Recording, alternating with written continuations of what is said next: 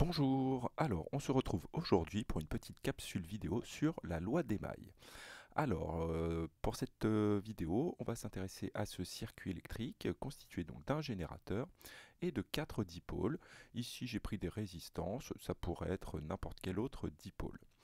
Alors quel est l'objectif de la loi d'Émaille? En fait, la loi d'Émaille va nous permettre de trouver des relations mathématiques entre les tensions aux bornes des différents dipôles.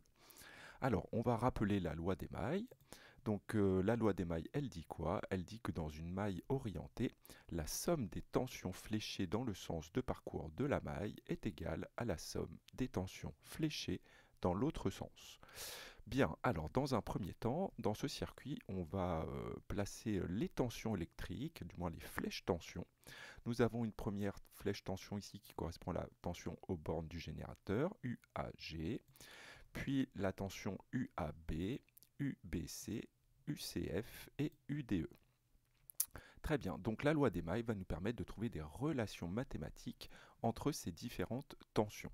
Dans cette vidéo, on ne prendra pas d'exemple avec des valeurs chiffrées, hein, on va juste établir les relations entre les différentes tensions. Alors, quelle est la méthode? La méthode est la suivante. On va d'abord choisir une maille fermée, hein, puisque ici dans la loi des mailles, on parle d'une maille. On va orienter cette maille, puis ensuite on va appliquer la loi des mailles. Alors, on va identifier donc dans ce circuit différentes mailles. Il y a 3 mailles différentes. La première maille qui correspond à cette partie du circuit, donc ACFG, une maille fermée. Nous avons aussi la maille ADEG, donc qui est aussi une maille fermée. Et enfin, la maille CDEF. Nous avons 3 mailles dans ce circuit. Bien, maintenant que nous avons identifié les mailles, on va donc orienter ces mailles, puis ensuite appliquer la loi des mailles. Alors, c'est parti. Donc, dans la maille ACFG, on va choisir une orientation. J'ai choisi cette orientation-ci. On aurait très bien pu prendre l'autre sens. Bien, maintenant que j'ai orienté ma maille, eh bien, on va appliquer la loi des mailles. On va regarder quelles sont les tensions, les flèches tension qui vont être dans le sens de parcours. Eh bien, les flèches tension qui sont dans ce sens de parcours vont être égales aux flèches tension, aux tensions euh, qui sont dans l'autre sens. Alors, quelle est la tension ici qui est dans le sens de parcours? Nous avons ici seulement la tension UAG. Donc on va voir que UAG va être égal à quoi? À la somme des tensions fléchées dans l'autre sens. Donc ici, hein, les tensions fléchées dans l'autre sens, nous avons UAB, UBC et UCF. Donc on fait la somme, donc on ajoute ces tensions. Voilà, nous avons une première relation euh, concernant les tensions dans cette maille. Nous allons avoir UAG qui sera égal à UAB plus UBC plus UCF. Ici, on retrouve tout simplement la loi des tensions dans les circuits en série.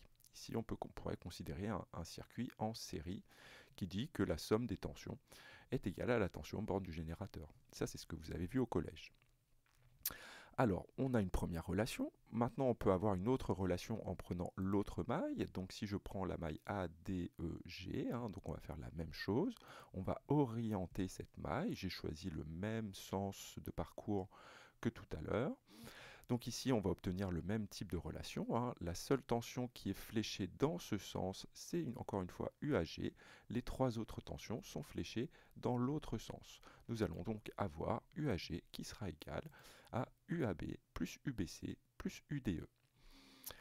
Dernière maille, la maille CDEF. Donc de même, on oriente cette maille. J'ai orienté la maille. Et on va avoir donc une égalité. Quelle est la tension qui est fléchée dans ce sens? Eh bien, nous avons UCF. UDE est fléché dans l'autre sens. Nous allons donc avoir UCF qui sera égal tout simplement à UDE. Donc ici, on peut voir, hein, vous avez ce dipôle ici qui est en dérivation, hein, branché en dérivation sur ce dipôle. Eh bien, la tension aux bornes de ce dipôle sera toujours égale à la tension aux bornes de celui-ci. Voilà pour l'utilisation de la loi des mailles. Bien sûr, ici, il n'y a pas de valeur chiffrée. Ça fera l'objet d'exercices, hein, où on utilisera ces relations pour retrouver, par exemple, certaines tensions que l'on ne connaît pas dans le circuit. Voilà, bon courage.